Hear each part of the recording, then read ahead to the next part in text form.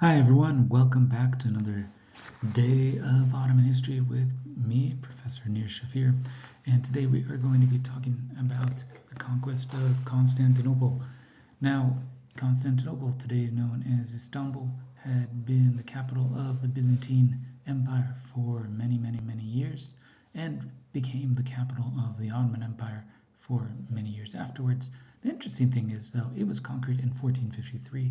The Ottoman Empire started maybe in 1299 or so, so it took about 150 years until that conquest occurred. And in fact, the Ottoman Empire had actually conquered almost all the remaining Byzantine lands on the Balkan side and on the Anatolian side until they ultimately decided to move against Constantinople. The person doing that is a figure known as Mehmed II, reigning between 1451 and 1481. He was the son of Sultan Murad II, but he actually became the primary heir, even though he was actually just the fourth son.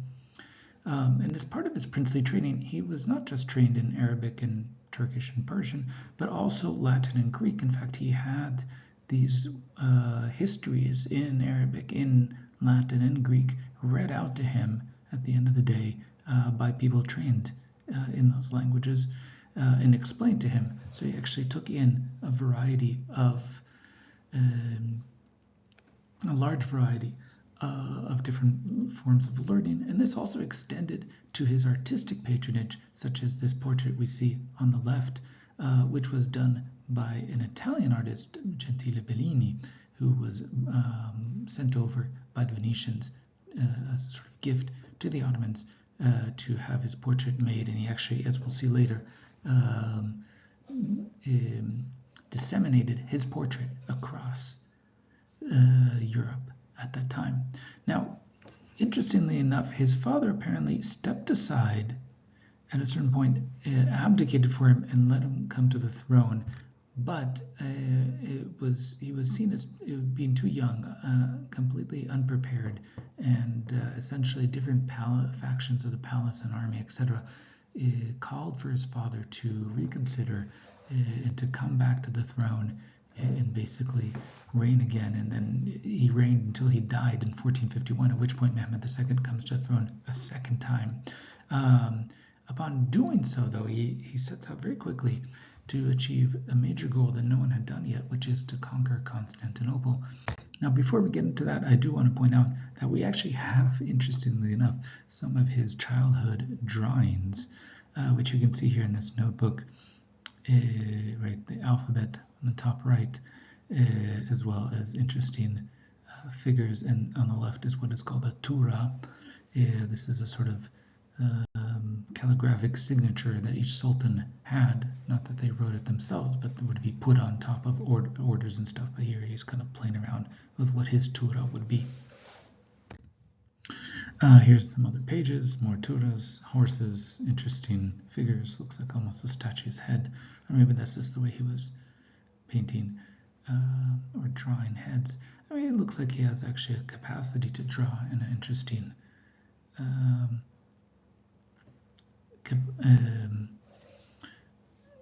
ability to capture character in his drawings. Here's one last picture. Some more birds, vultures, griffins. But let's go back to the Ottoman Empire at 1451, when Mehmed II takes power as a relatively kind of young man in his 20s, I believe. And at this point, look at the size of the Ottoman Empire, right? They've come back from the interregnum.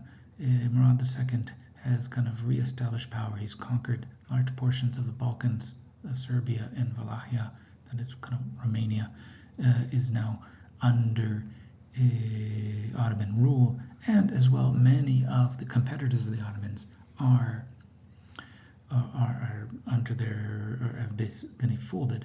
Down to the south, there's an area called the Karamanids, which would come in the end of the 15th century, end of the 1400s. Down here is another polity called the Mamluks that will fold later. But at this point, we're going to focus on one important thing here, which is Constantinople. As you can see, this is basically what's left of the Byzantine Empire after hundreds and hundreds of years On the right here is another part of the kind of Byzantine Empire called the Empire Trebizond, a sort of independent offshoot of the Byzantines. And one of the reasons why it had been so difficult to conquer Constantinople is the defensive fortifications of Constantinople. So basically, this is today the city of Istanbul / Constantinople. This is the Bosphorus. There's the Marmara Sea. There's a Bosphorus that connects to the Black Sea. This is the so-called Golden Horn, which is basically a big delta where two creeks feed into the Bosphorus. So the city itself, the historic peninsula, as we call it, is basically this. The city of Istanbul, up till kind of 1950, was kind of like here. Today, the city of Istanbul is gigantic. It's like utterly, utterly gigantic. It takes like 3 or 4 hours to drive across. 20 million people, big. If you live anywhere in this area, you were considered part of central Istanbul. But back in the day, Constantinople was basically this, and there were some little villages, a place called Kadıköy here, a place called Galata here that we'll talk about.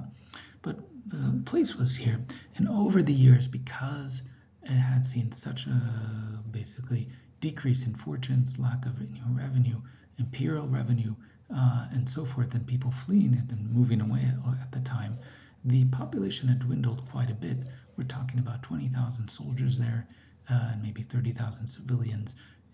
But it did have these very strong walls controlling this. This historic peninsula is actually quite large. It would take you a few hours to walk from one end to the other.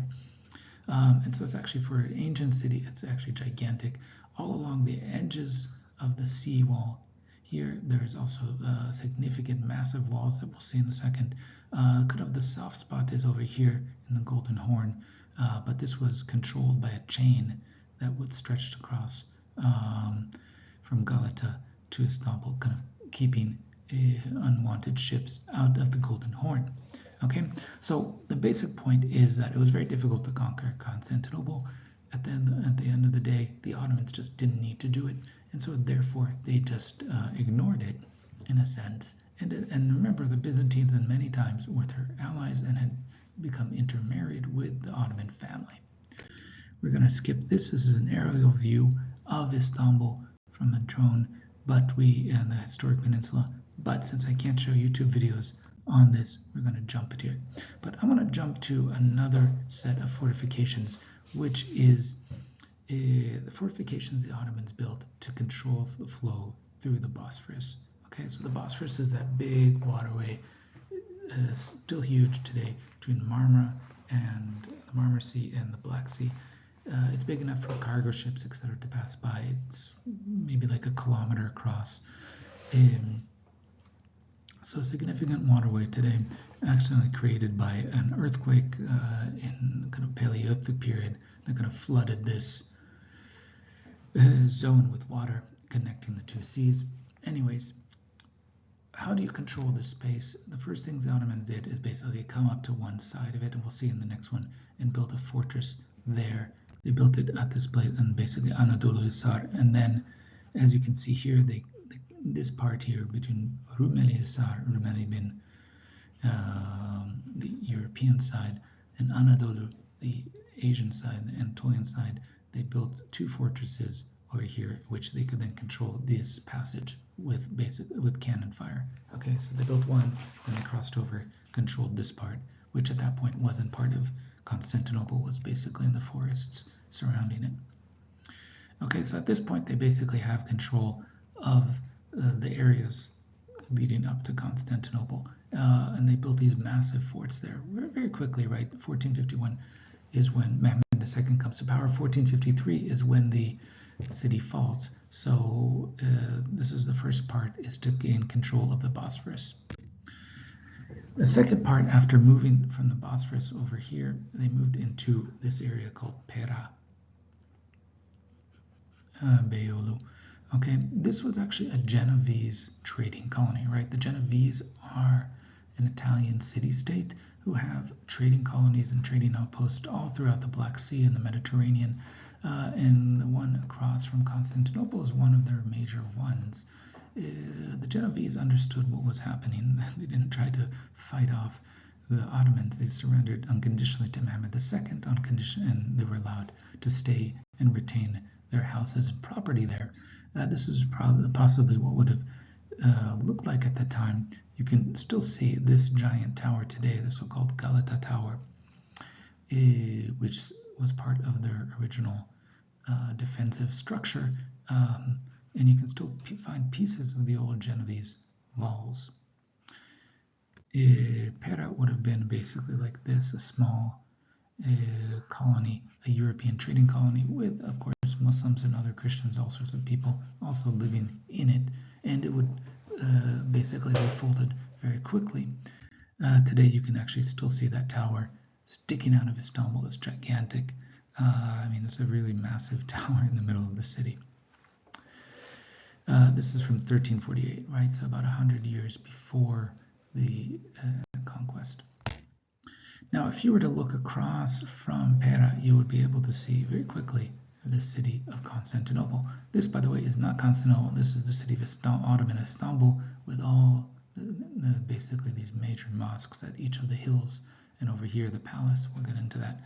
But what you can see is from Pera, you can actually see the Golden Horn. Now, the Golden Horn was controlled by a giant iron chain, which the Byzantines kind of strung across from here to there, and so kept anyone from moving it. And if you can see closely, there's actually a set of walls along the side, but the walls are a bit deeper.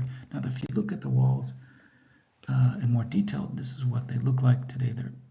They're still pieces of the original walls. They've been poorly restored, and that they haven't been restored with a great deal of historical care.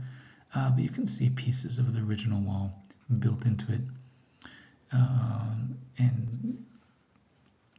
people's houses and other things abut the original wall, and there's kind of some fortresses and palaces built into these different walls in different times. Now, if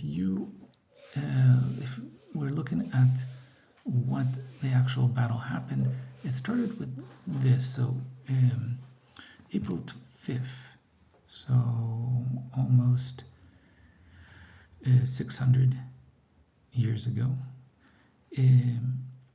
a bit more than almost 600 years ago, 670-ish years ago, or sorry, 570 years ago, the Ottomans actually started battle, right? So they started putting pressure, attacking from these gates here.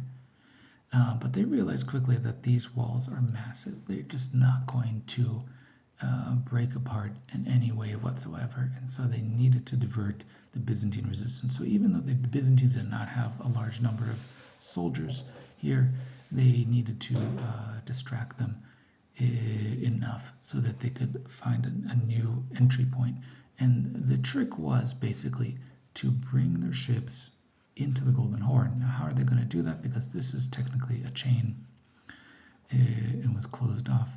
So how they did it is basically they decided actually to bring it overland.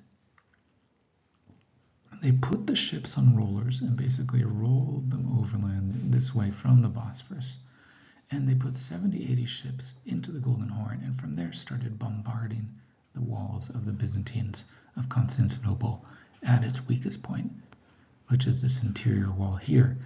After moments of rupture, etc., the final assault is called for May 29th, 1453, at which point, with massive cannon fire, the Ottoman armies basically quickly enter, breach the walls, enter the city, and then the city basically surrenders once the attack has gone on. These are some of the giant cannons that were brought, that were used to actually bring down these walls. Cannons, as we'll speak about in the next session, were one of the Ottoman secret weapons in this battle. But I do want to point out that this moment is commemorated in many different times. Of course, it's commemorated by the Ottomans themselves, who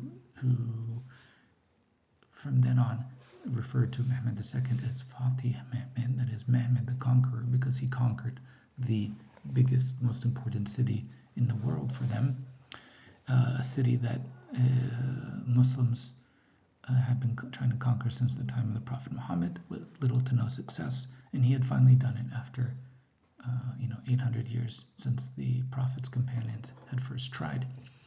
Now, over time, this is depicted, of course, in 19th and 20th century ways. So this is a 19th century Italian painter named Fausto Zonaro, who worked for the Sultan Abdulhamid II, who kind of did a late 19th century imagination of Mehmed II marching in to the gates, right in front of the dead soldiers.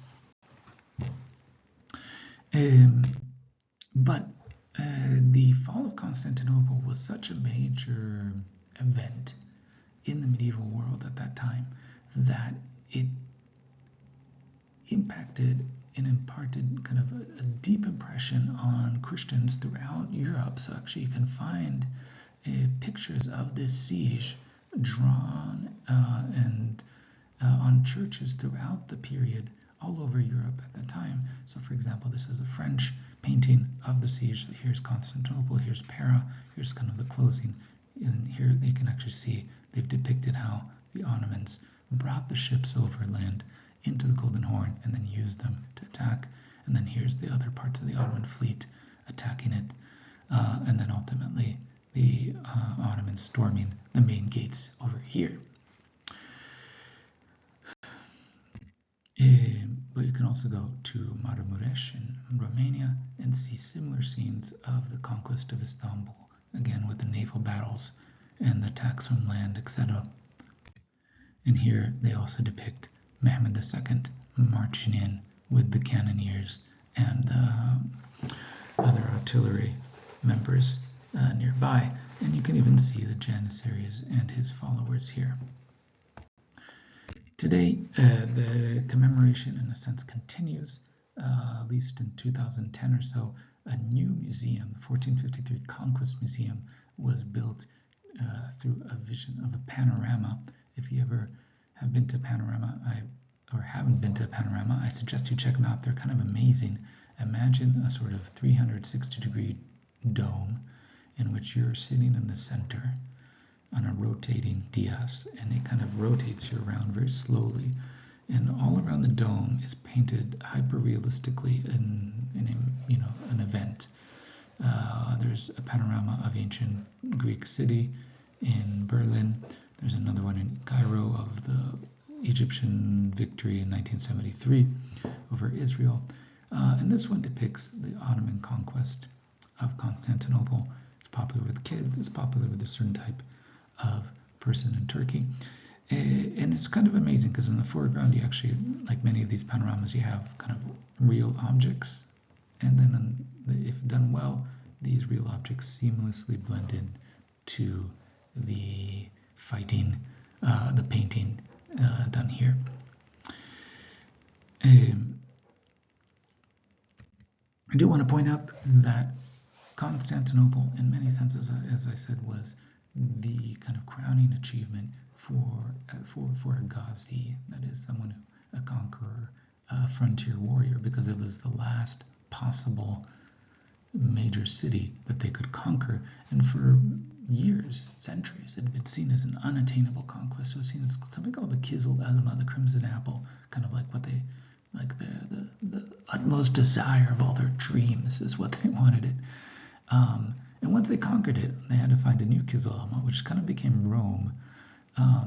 But in any case, Sultan Mehmed, he was called Abil Fath, the possessor of the conquest, or he was called Fatih Mehmed, the conqueror. And despite the kind of glory that came to Mehmed for achieving something that had been tried for years, what was seen as the seed of Christianity, that hadn't been conquered for centuries. Despite his victory, not everyone in the Ottoman Empire was happy about it. They thought, okay, they've conquered it, let's loot it, and then let's leave it. Because in the end, there wasn't much left anymore. It was a small city by this point. At 20,000 people, a bunch of soldiers who now, fled or killed or captured. And for example, the Ghazis, the frontier warriors, they didn't want to keep the capital in Constantinople. They said, come on, Mehmed, let's go back to Edirne, our capital, the frontier capital. And Mehmed said, no, ultimately he's going to start a new capital in Constantinople. And what does he do? He creates a new vision of an empire. First thing he does, besides starting the capital and deciding to do it, is that he kills the frontier warrior generals. He kills his grand viziers, the Chandarlas, and he decides, okay, we're going to have a new form of leadership and a new type of empire, and it starts now. And actually, he stops his soldiers from looting. So when a city is conquered by force, as in the case of Constantinople, technically under law and regulations, troops are allowed 3 days to loot. Now you can imagine what that would be. It's not just like an hour of looting and then they grab whatever they can. It's like 3 days to go through everything, find hidden or whatever hid their chickens and their money and food, etc. But Mehmed II understood that he was going to make this in his capital, and he cut short that moment of looting. He gave the soldiers only 1 day of looting so that they wouldn't completely destroy the capital, because he knew he would need those people in the future to be inhabitants of the new capital. And so he even took his share of slaves, and he used them to resettle the capital. We're going to talk about that in a second. But last point, but not least, is it Istanbul or is it Constantinople? Some of you might think that Istanbul is some sort of Turkish name that they brought in when they conquered the city. Actually, not at all. In the Ottoman case, they continued to call Constantinople Constantinople. Constantinople in Greek means the city of Constantine, Constantinopolis. And in Arabic and Ottoman, they continue to call it Constantinia. That is the same thing, the city of Constantine. But there was another kind of popular name for the city that actually started before the Ottomans were even around, and it was called Istanbul. And this actually came from Greek. It was just shorthand, like, it just meant to the city, Istanbulin. Polis is the city, right? And so what he's saying is like, people would ask you, where are you going? I'm going to the city with the capital C, right? The capital. And they would say, I'm going to Istanbul. And this would be the creation of that name, which eventually became the name of the city, under the official name of the city in the Republic of Turkey. That didn't stop, of course, Muslims from inventing other explanations for the name, like saying it meant Islambul, which is full of Islam, but that name is the name that it is today.